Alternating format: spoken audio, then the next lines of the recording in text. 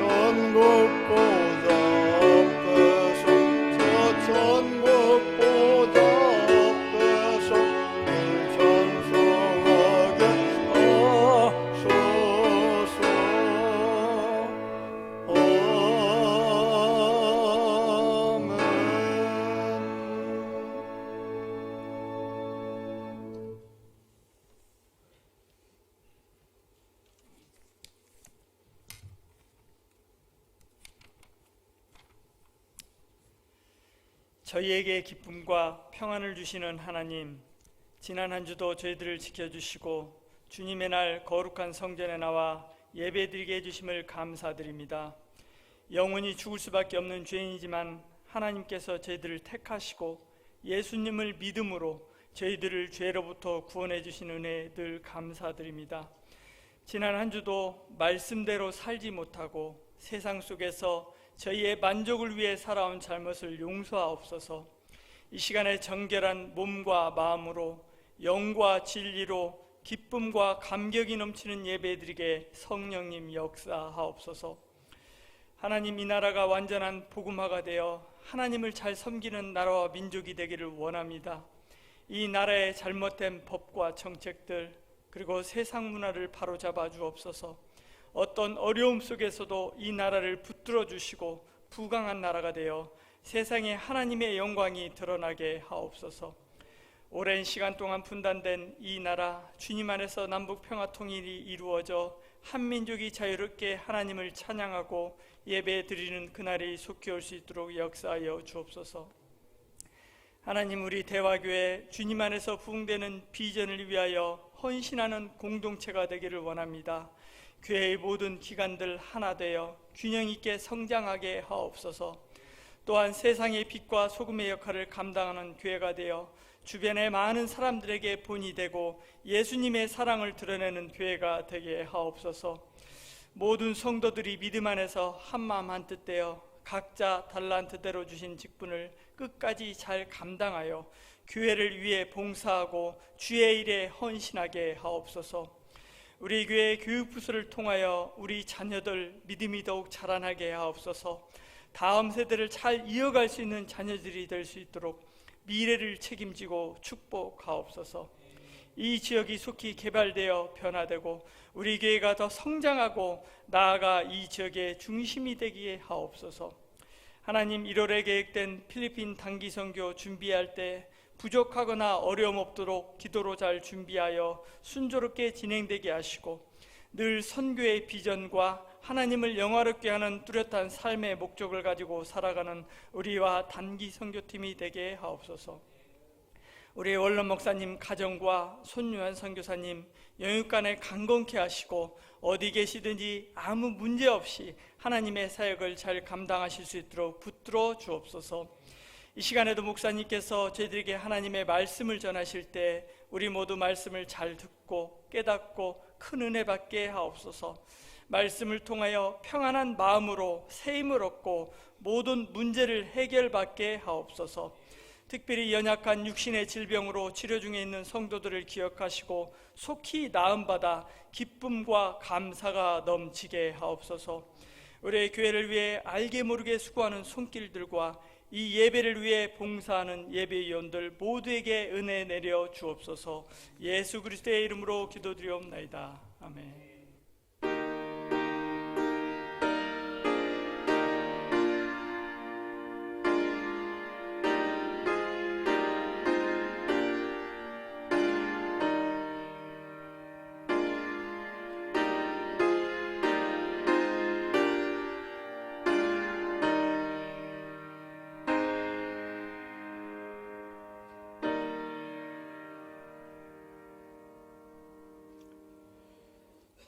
하나님의 말씀을 봉독하도록 하겠습니다. 요한계시록 21장 9절 말씀부터 18절 말씀까지입니다. 9절 말씀부터 한 절씩 교독하도록 하겠습니다. 7 대접을 가지고 마지막 7 재앙을 담은 7 천사 중 하나가 나와서 내게 말하 이르되 이리 오라. 내가 신부 곧 어린 양의 아내를 내게 보이리라 하고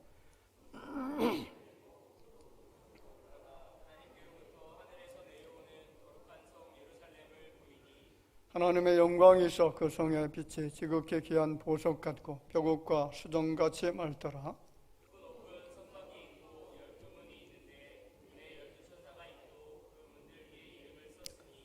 이스라엘 동쪽의 세 문, 북쪽의 세 문, 남쪽의 세 문, 서쪽의 세 문이니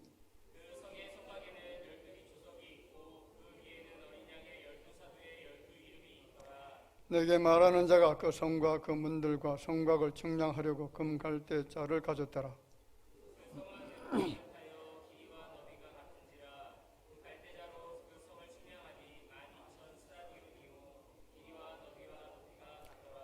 그 성곽을 측량하며 144 규빗이니 사람의 측량 곧 천사의 측량이라.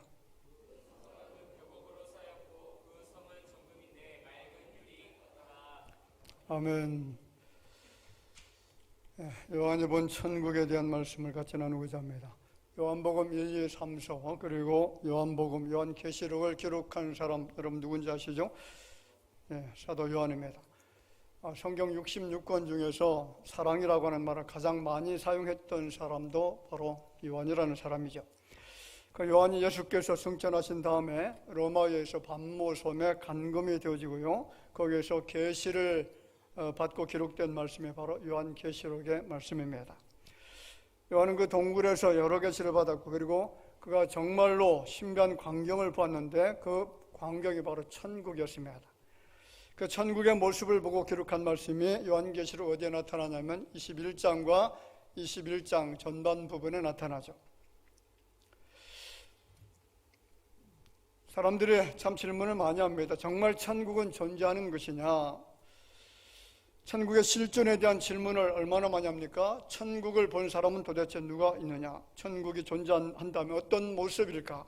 천국은 누가 갈 수 있는가? 혹시 경험한 사람은 없는가라고 하는 그런 질문들을 쏟아내 놓습니다. 천국을 경험한 사람들에 대해서 찾아보니까 정말로 많더라고요. 많은 사람들이 있는데 몇 사람 제가 소개하겠습니다. 미국의 게리 우드라고 하는 박사님인데 이 사람이 1966년에 교통사고를 당합니다. 그리고 61분 동안 완전히 죽었습니다. 죽었다고 판정이 났는데 이 사람이 죽어서 천국을 다녀왔다라고 간증을 했고요. 그 간증 시간에 많은 환자들이 치유를 경험하는 놀라운 역사가 있었다는 거죠.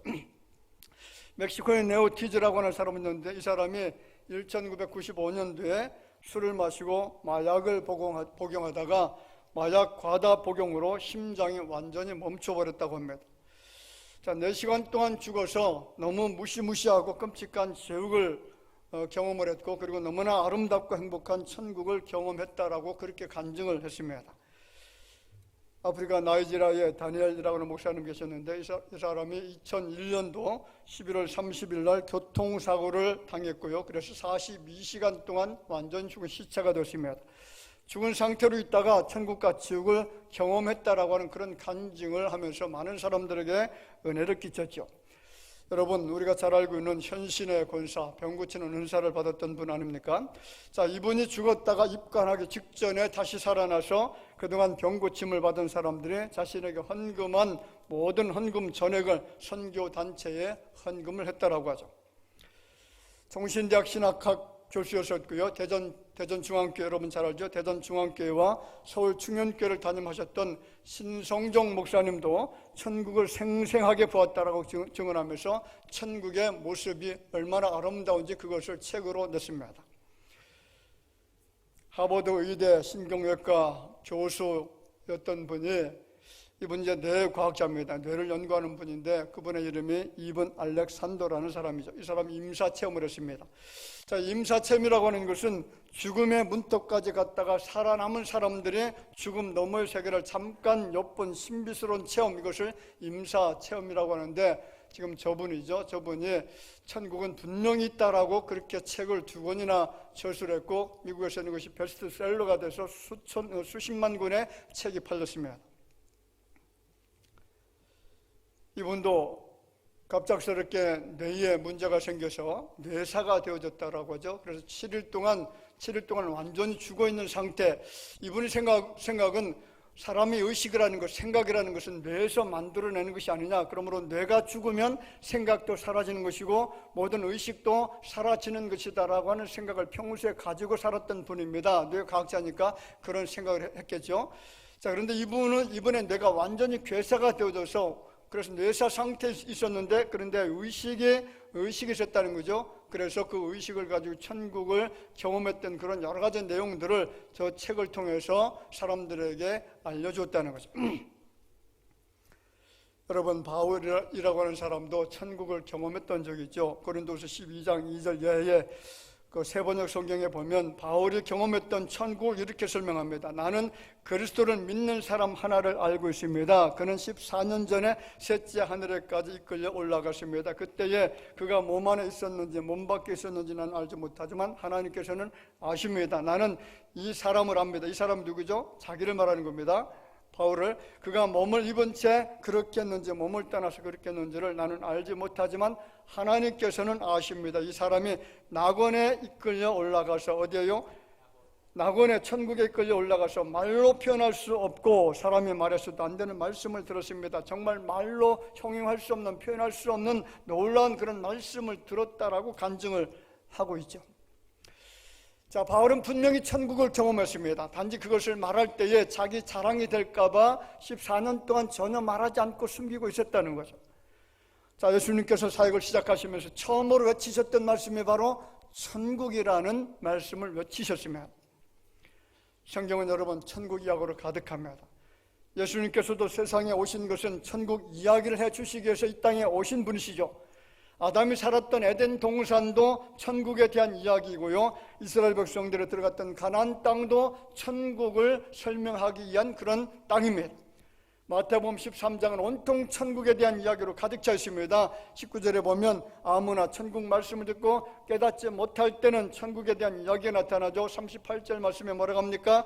밭은 세상이요 좋은 씨는 천국의 아들들이요. 44절에 뭐라고 하죠? 천국은 마치 밭에 감춘 보화와 같다. 45절에 또 천국은 마치 좋은 진주를 구하는 장사와 같다. 47절 같이 읽어볼까요? 또 천국은 마치 바다에 치고 각종 물고기를 모은 그물과 같으니, 계속 마태복음 13장에서는 무엇을 이야기합니까? 천국은 이런 것과 같다라고 이야기를 하죠. 자, 마태복음 4장 17절 말씀에 보면 이때부터 예수께서 비로소 전파하여 이르시되 회개하라. 어디가 가깝다고요? 천국이 가까웠느니라. 자, 그러면 예수님께서 이 땅에 오셔서 가장 먼저 천국에 대해서 말씀하신 이유가 도대체 무엇인가라는 거죠. 여러분, 천국은 실제하기 때문이고요, 다른 어떤 메시지보다도 중요하기 때문에 예수님이 가장 처음 말씀하신 것이 천국인 줄로 믿습니다. 자, 예수님께서는 공생의 기간 동안에 제자들에게 강조하신 말씀이 바로 하나님의 나라 천국에 대한 말씀을 그들에게 이야기를 했습니다. 그 내용이 누가복음 9장 1절 2절 말씀에 있습니다. 자, 큰 소리를 같이 읽어볼까요? 예수께서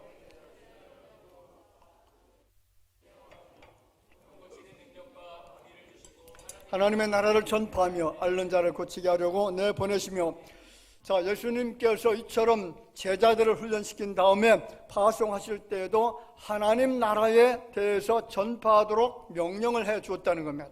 무엇을 전파하라고요? 너희들은 하나님 나라 천국에 대해서 이야기하라는 거죠. 또한 십자가상에 달려 돌아가셨다가 3일 만에 부활하신 다음에 40일 동안 세상에 계실 때도 무엇을 선포하셨습니까? 천국을 선포했습니다. 그 내용이 사도행전 1장 3절에 나타나죠. 그가 고난 받으신 후에 또한 그들에게 확실한 많은 증거로 친히 살아계심을 나타내사 40일 동안 그들에게 보이시며 하나님 나라의 일을 말씀하시느라. 할렐루야. 여러분, 천국이 실제하지 않는다면 예수께서 천국을 이야기하실 이유가 전혀 없습니다. 예수께서 이 땅에 오신 위대한 목적은 바로 천국 복음을 전해주시기 위한 것인 줄로 믿으시기를 바랍니다. 세상 역사는 분명히 마지막이 있다는 것을 여러 차례 강조하죠. 성경이 그것을 증명하고 있고요, 심지어 불신자들조차도 종말에 대해서 이야기를 합니다. 마지막 시간이 있다는 겁니다. 그 마지막 시간에 우리가 볼 수 있는 광경은 바로 천국인 줄로 믿습니다. 자, 그러면 천국의 모습은 어떤 모습일까? 천국은 어떤 모습을 가지고 있을까요?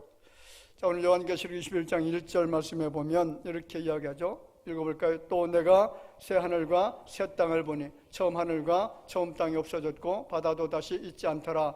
천국은 새 하늘과 새 땅의 모습으로 변화가 일어난다는 거죠. 우리가 살고 있는 이 땅, 이 세상이 아니다라는 겁니다.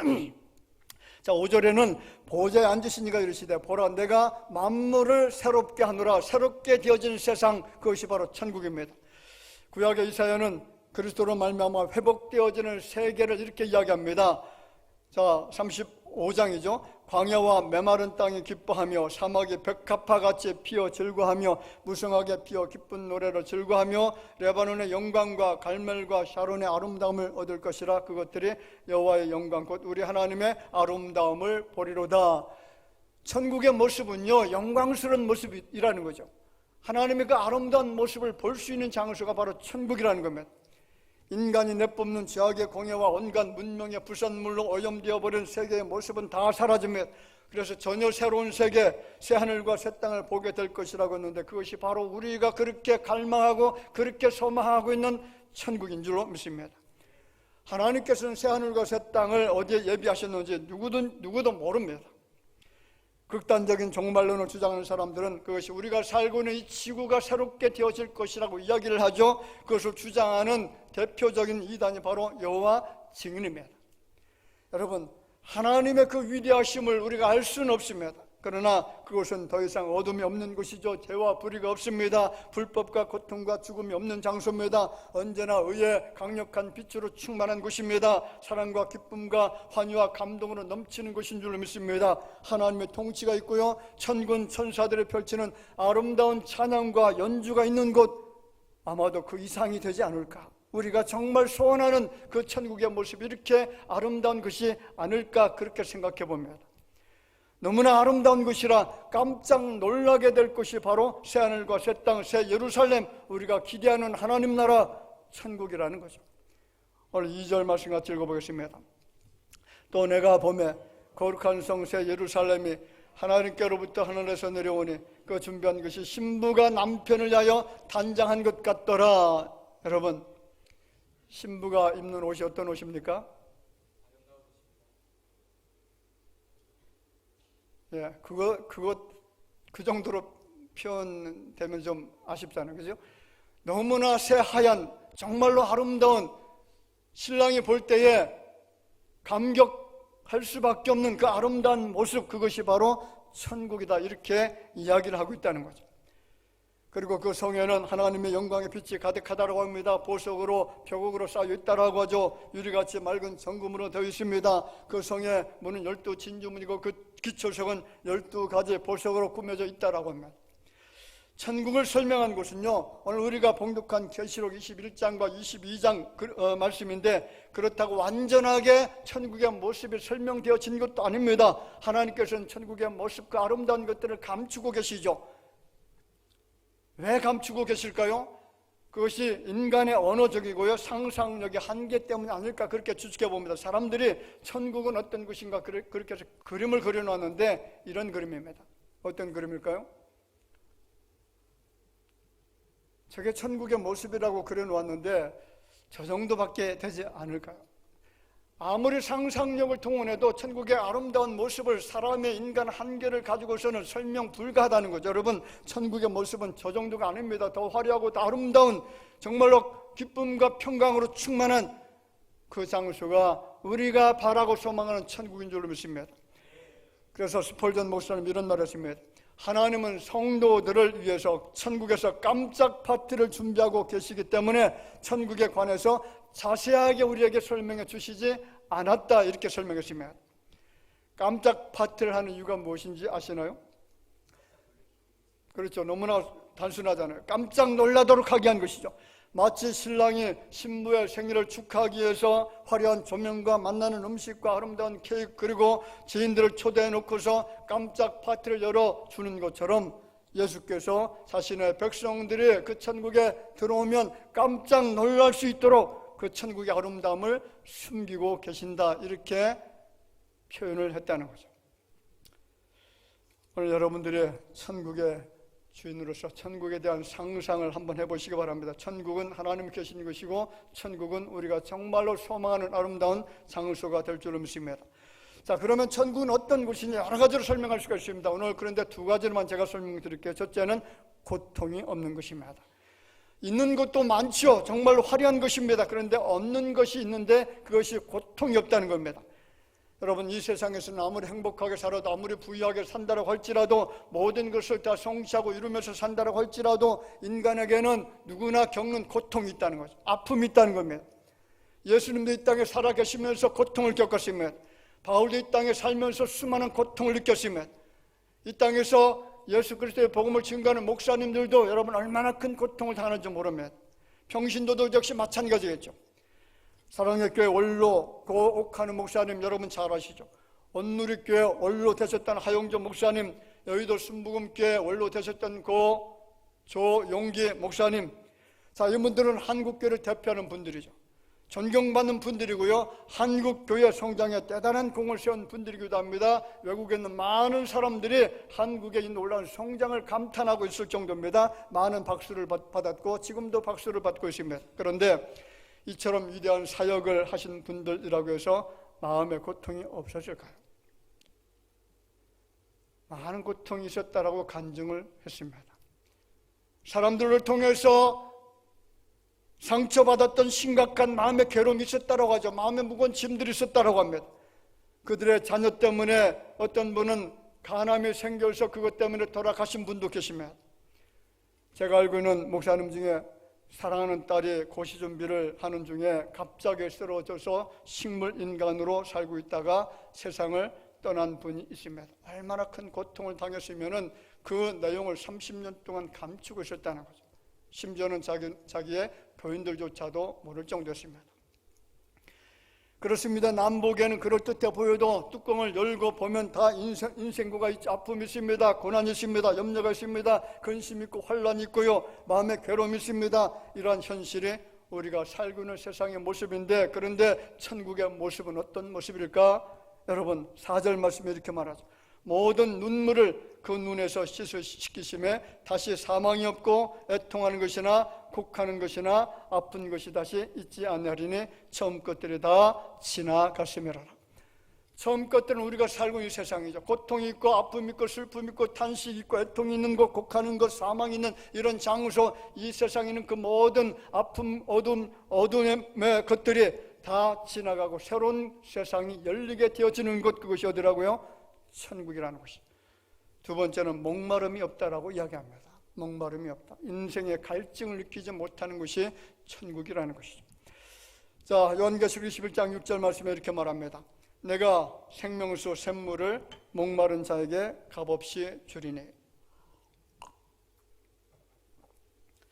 자, 보세요. 인생이 목마름을 해결하지 못하면 결국 찾아오는 것은 죽는 것이죠. 우리가 살고 있다면요, 반드시 마실 물이 있어야 됩니다. 일주일을 물을 마시지 못하면 살 사람이 거의 없다라고 말하죠. 물이 없으면 죽습니다. 자, 광야 40년 동안 애타게 찾아 헤맸던 것이 무엇일까요?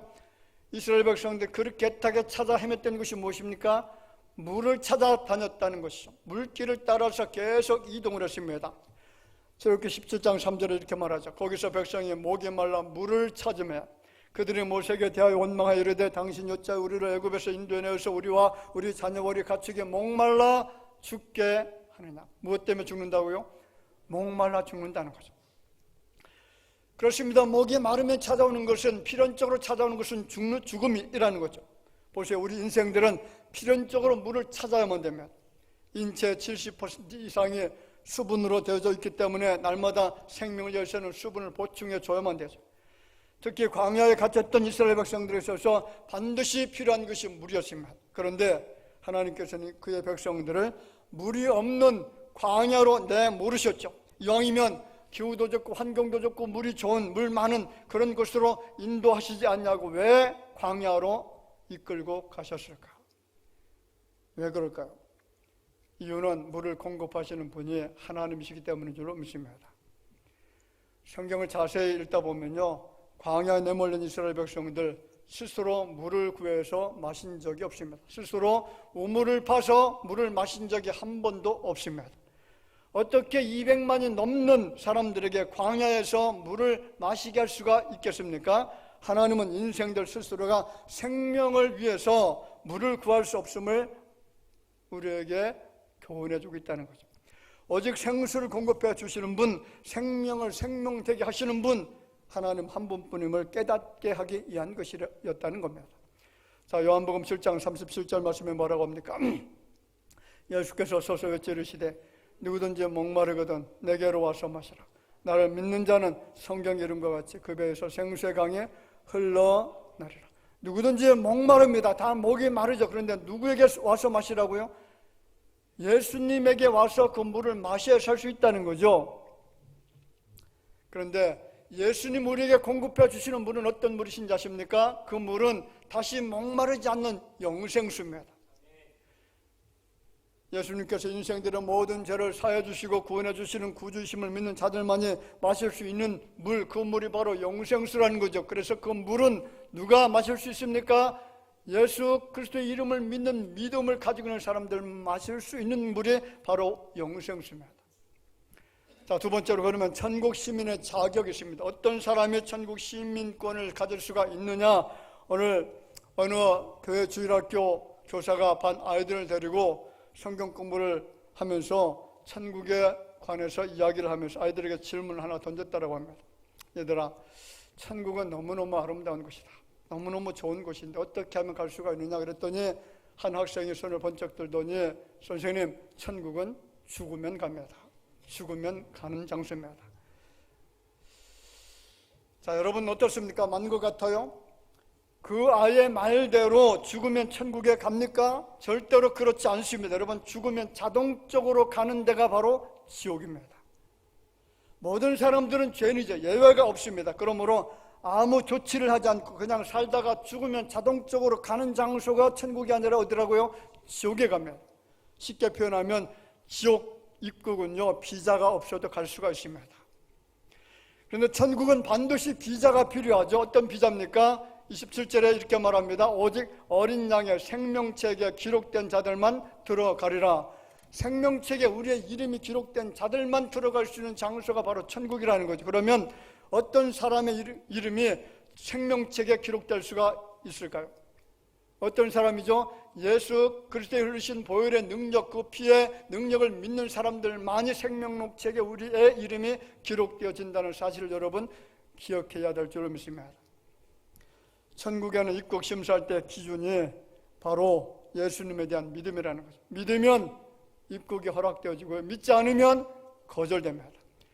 여러분, 하나님의 백성된 자들, 생명록책에 우리의 이름이 기록되고 천국 시민권을 가지고 있는 자들이 비록 험난한 세상에서 살고 있음에도 우리는 정말로 축복받을 사람인 것을 여러분 믿으시기를 바랍니다. 왜냐하면 우리는 돌아갈 곳이 있는 자들이죠. 영원히 거할 수 있고요, 영원한 기쁨과 환희로 충만한 하나님의 나라가 있습니다. 돌아갈 곳이 있다는 것이 얼마나 행복한 것입니까? 누가복음 16장에 나오는 탕자는 세상에서 온갖 죄를 지면서 허랑방탕하게 살았지만은 그럼에도 불구하고 그에게는 돌아갈 어떤 집이 있어요? 아버지 집이 있었다는 거죠. 돌아갈 곳이 없는 자들의 얼마나 불행을 느끼고 있는지 아시나요? 여러분 혹시 환향녀라는 말 들어보셨죠? 환향녀. 조선시대 이야기입니다. 조선의 16대 임금이었던 인조 왕이 통치하고 있을 때에 병자호란이라고 하는 전쟁이 일어났습니다. 청나라가 침공에 들어왔을 때에 우리나라가 2달 만에, 이 조선이라고 하는 나라가 2달 만에 완전히 망해버렸습니다. 청나라하고 전쟁하면서 패전을 했죠. 자, 이 병자호란은 1636년 12월 28일 날 발생을 했는데 그 다음에 2월 24일 날 끝났기 때문에 2달도 채 걸리지 않았습니다. 병자호란에 대한 영화가 있죠. 남한산성이라는 영화가 병자호란을 배경으로 한 영화죠. 자, 조선의 임금이 남한산성에서 2달 동안 항전하다가 패배를 인정하고 조선의 왕이 청나라 황제에게 앞에 나와서 3번 절을 하고 그리고 9번 땅에 머리를 받고 피를 흘리면서 우리 졌습니다, 항복합니다, 이것을 삼존대 굴욕이라 이렇게 이야기를 하잖아요. 자, 한번 영상을 잠깐 볼까요? 어떤 모습인가요? 지금 이제 청나라 황제에게 인조 임금이 우리 항복합니다, 우리 졌습니다, 우리나라 망했습니다, 이렇게 강화 조약을 맺기 전에 저런 굴욕적인 모습, 저것을 이제 삼존대 굴욕이다 이렇게 이야기합니다.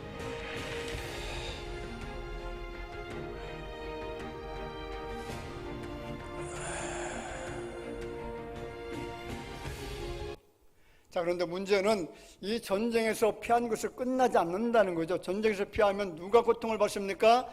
백성들이 고통을 받는데 이 당시 60만 명이나 되는 사람들이, 정확한 통계는 뭐 잘 밝혀지지 않았지만은 거의 그 정도의 사람들, 우리 그 조선의 백성들이 청나라로 포로로 끌려가는데 대다수 80%에서 90% 정도가 남자가 아니라 여자들이 끌려갔습니다. 여자들이 끌려가면 어떻게 됩니까? 노예가 되어지거나 아니면 첩으로 들어가거나 아니면 관비가 되어지거나 노예시장에서 매매를 당하거나 하는 이런 일들이 일어났는데, 끌려가면서 배고파 굶어 죽은 사람들, 그리고 매 맞아 죽은 사람들, 심지어는 추워서 얼어 죽은 사람들이 수두룩하다라고 하죠. 또 거기 가서, 청나라에 가서 거기에서도 노예 생활을 하고 핍박을 받고 괴로움을 당하고 고통을 당하고 그럴 수 없는 사람이 자살해서 죽었던 사람들도 너무나 많다라고 이야기를 합니다. 자, 그렇게 오랜 시간 동안 고생하다가 속환이 되어져서 고국 땅에 돌아온 여인들이 참 많았다라고 하죠. 한국에, 조선에 있던 자기네 부모들, 이런 사람들이 돈을 가지고 그 노예시장에서 매매하는 자신의 자녀들, 그리고 자신의 뭡니까? 형제 이런 사람들을 갖다가 사서 데리고 오는 이런 사람들을 속한된 사람들이라고 말하는데, 자, 이 사람들이 이제 조선 땅 고국 땅에 돌아오게 되어집니다. 그러한 여인들을 환양녀라고 이야기합니다. 고향에 돌아온 여인들. 자, 얼마나 고국 땅에 가고 싶었을까요? 얼마나 그리웠을까요? 꿈에 그리던 고국 땅에 눈물을 흘리면서 돌아옵니다. 사랑하는 부모가 보고 싶었을 것이고, 남편과 자신의 자녀들이 보고 싶어서 하염없이 울면서 돌아왔습니다. 그런데 돌아온 그녀들을 맞이한 것은 싸늘한 냉대였습니다. 청나라에서 기생과 첩으로 지내면서 몸을 더럽혔기 때문에 이혼을 당해야 했습니다. 부모에게는 가문의 수치라고 해서 자살을 강요받거나 버림을 당하기도 했다라고 말하죠. 막상 고향 땅에 돌아왔는데 머물 곳이 없는 것입니다. 정들 곳이 없는 것입니다. 그래서 강물에 뛰어들어서 자살한 여인들이 수만 명이었다라고 합니다. 잘못은 누가 한 것입니까? 누가 잘못한 것이죠? 백성들을 사지로 몰아넣은 것은 나라였습니다. 임금이었습니다. 포로로 잡혀간 것은 백성들의 잘못이 아닙니다. 개인의 잘못이 아닙니다. 나라가 안보를 등한히해서 힘이 없어서 끌려간 것이고 고난을 당한 것이죠. 그런데 천신만고 끝에 돌아온 고향 땅에서 반겨주는 사람이 아무도 없습니다. 돌아온 땅은 서러운 땅이었습니다. 눈물의 땅이었고 절망의 땅이었습니다. 환양녀들은 돌아갈 것이 없는 여인들이 된 것이죠. 고향도 집도 남편에게도 자녀 곁으로도 돌아갈 수 없는 불행한 여인들이 되었습니다.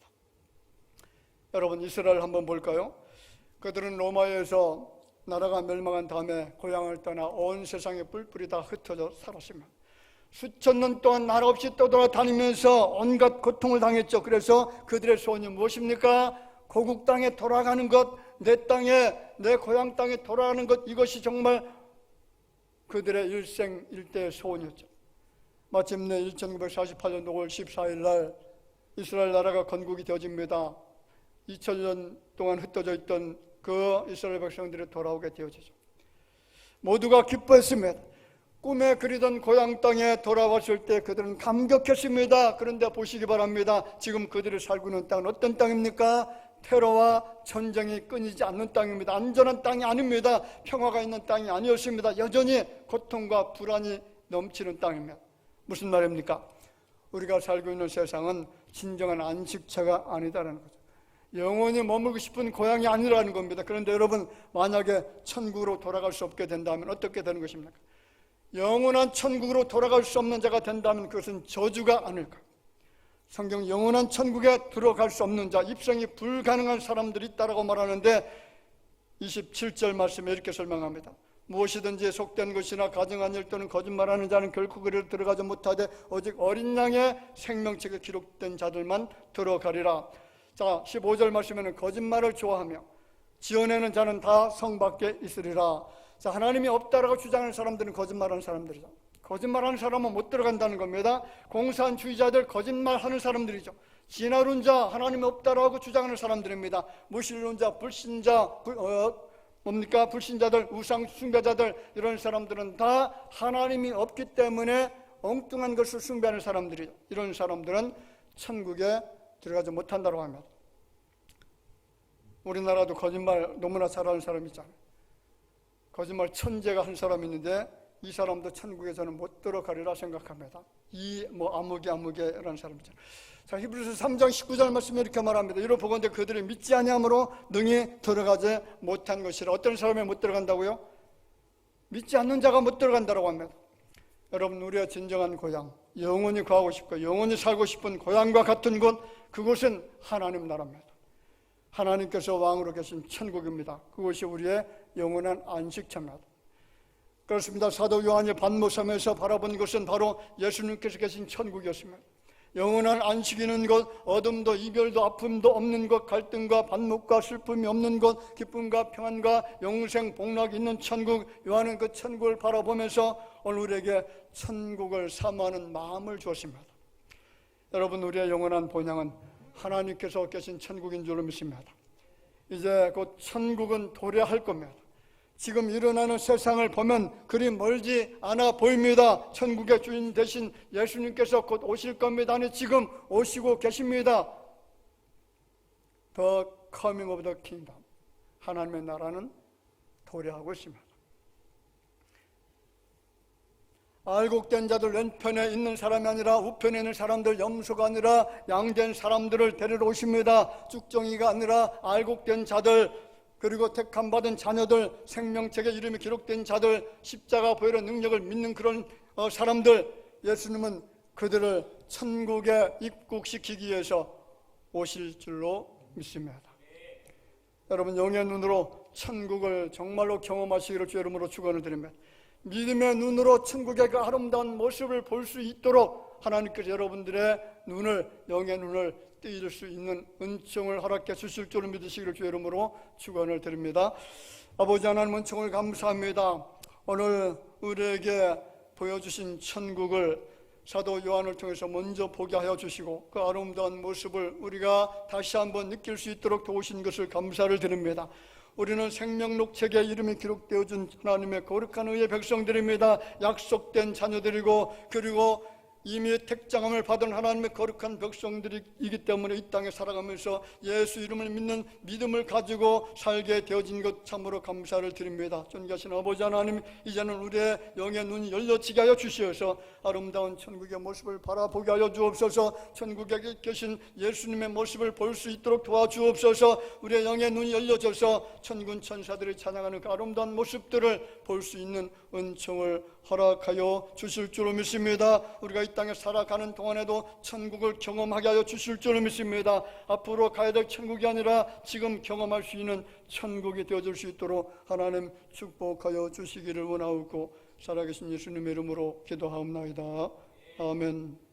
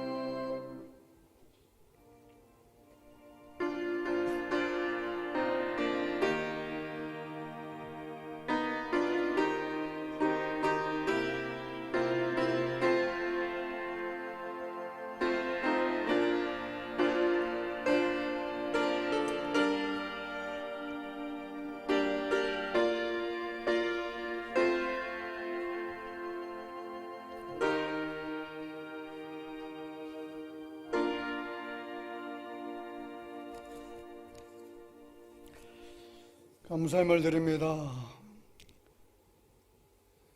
이 한 달도 은혜로 지켜주신 감사합니다. 이용선 목사님, 가정과 좋은 창업 사업장을 위해서 조병식 장로님, 박연희 권사님, 이정혜 권사님, 전상호 집사님, 최영 권사님, 치료 중에 주님의 능력이 나타나게 없어서 한영수 집사님, 김성희 권사님, 가족들의 건강을 위해서 김덕준 집사님, 정순자 권사님, 이영희 권사님, 안미 집사님, 평안케 없어서 이종현 집사님, 좋은 권사님 드리고요. 한병준 성도님, 조재목 성도님, 늘 동행하시는 주님 감사합니다. 앞길을 열어주시고 건강 지켜주옵소서. 이명석, 이우석 성도님, 건강으로 하나님께 영광 돌리는 딸들 되기를 원해서 좋은 영혼 성주 성도님 무명으로 드렸습니다.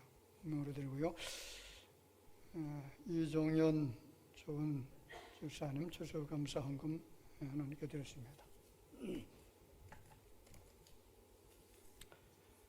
11조임을 드립니다. 조병식 장로님, 박연희 권사님, 김경진 집사님, 임남욱 집사님, 허나 집사님, 강미라 권사님, 임헌구 집사님, 김석희 권사님, 영희 권사님, 이종현 집사님, 좋은 권사님, 조재목 성도님 무명으로 드렸습니다.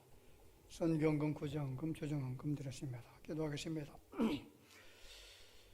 자비로우신 아버지 하나님, 크신 사랑과 은혜를 감사합니다. 오늘 저희들은 하나님의 의의 백성으로, 거룩한 자녀로, 천국의 백성으로 인쳐주시고 이전에 나와서 경배 드릴 때에 이처럼 하나님의 은혜를 기억하면서 정성을 다하여 예물을 드렸습니다. 감사 예물을 드립니다. 약속의 말씀을 의지해서 11조 예물을 드렸습니다. 많은 생명을 구원하기 위해서 구정금과 선경금을 드렸습니다. 우리의 정성을 주님이 하시는 줄을 믿습니다. 특별히 마음의 소원을 이루어 주시길 원하는 마음을 가지고 주 앞에 소원을 드리는 모든 손길이십니다. 연약한 모든 지체들 주님 강건케 하시고 그리고 물질의 부유함과 풍성함을 허락해 주셔서 남은 생에 하나님의 거룩한 일을 위해서 쓰임받을 수 있는 귀한 자녀들 가정 되게 하여 주실 줄로 믿사오니 하나님께서 이 드려진 예물의 영광을 받아 주옵소서. 예물이 사용되어질 때마다 오병이의 놀라운 축복의 역사가 나타나게 하여 주시기를 원하옵고 예수님의 이름으로 기도하옵나이다. 아멘. 우리 다 같이 인사 잠깐 나누겠습니다. 우리 주변에 계신 분들 바라봅시다. 만나서 반갑고요. 주님 안에서 사랑합니다. 우리 기쁨으로 반갑게 웃으시면서 잠깐 인사 나누도록 하겠습니다.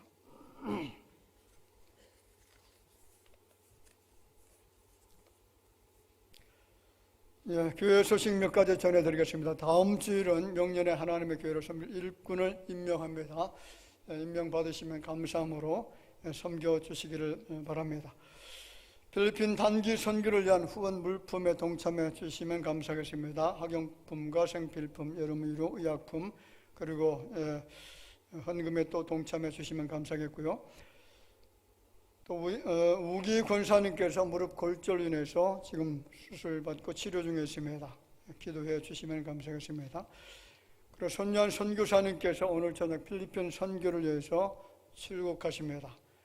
1년에 지금 이제 필리핀 지역에만 3차례, 그리고 이제 태국에도 한 2차례 정도 계속해서 사역자 세미나가 있습니다. 사역자 훈련을 위해서 우리 손년 선교사님 팀이 계속 사역을 하고 계십니다.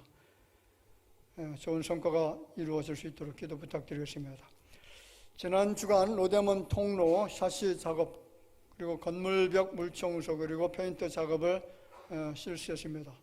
섬겨주신 분들에게 감사를 드립니다. 우리 그 샤시 부분은 이제 구명식 장로님, 그리고 또 페인트 작업을 해 주신 분은 우리 이종현 집사님께서 또 이렇게 많이 수고해 주셨는데 얼마나 감사한지 모르겠습니다.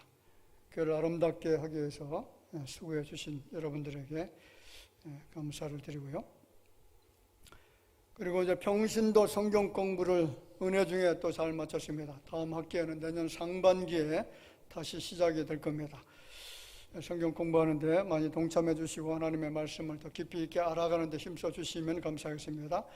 그리고 새벽 예배 시에 성경 통독을 하면서 지난 금요일 날 또 한 권을 완독을 했습니다. 한독하는데 거의 한 10개월 조금 못 걸리는 것 같아요. 1년이 좀 못 걸리면 한 번씩 성경을 완독합니다. 처음 창세기부터 지금 이제 다시 통독이 시작되어졌습니다. 사실 크리스찬이라고 한다고 하면 다른 책보다 성경책을 읽는데 좀 집중해야 되지 않을까. 여러분 이제 나중에 예수님 오시기 전까지 우리가 이제 죽는 순간까지 성경을 몇 번 읽느냐, 그것도 정말 중요한 것이 아닌가 생각합니다. 여러분 최소한도 몇 번 정도 읽어야 될까요? 사실 목사들은 거의 100번 이상은 다 읽어요. 100번 이상은 다 읽고요. 많이 읽으신 분들은 뭐 수백 번 읽습니다. 여러분 최소한 한 10번 이상은 읽어야 되지 않겠나 생각합니다. 좀 많이 성경 말씀과 가까이 하시기를 부탁을 드렸습니다. 그리고 영적 전투장에서 승리하기 위해서 말씀과 신앙으로 무장할 때인 것을 아시고 늘 기도하시면서 찬양하면서 그리고 예배를 또 드리시면서 말씀으로 무장해 주시길 바랍니다. 12월 예배위원 예고되어 있고요. 기관별 청원기도 그리고 일부 예배 첫 주 특송, 수예배 특송 예고되어 있는 거 참고해 주시길 바랍니다. 모임 강구 드립니다. 오늘 3부 예배 후에 인사당에 있습니다. 오늘 2부 예배 후에 각 선교회 원래 모임 있고요. 오늘 원래 후에 에스더의 모임 같습니다. 다음 주 3부 예배 후 성탄절 찬양을 위한 연합 성가대 모임 갖도록 하겠습니다. 예, 이상 교회 소식 전해드렸습니다.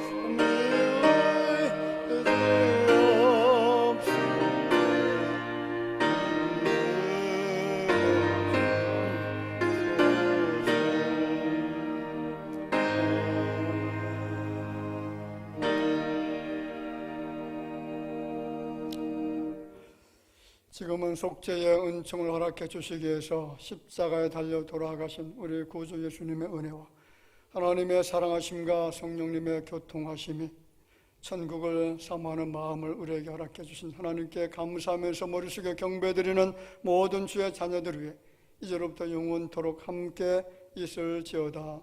아멘.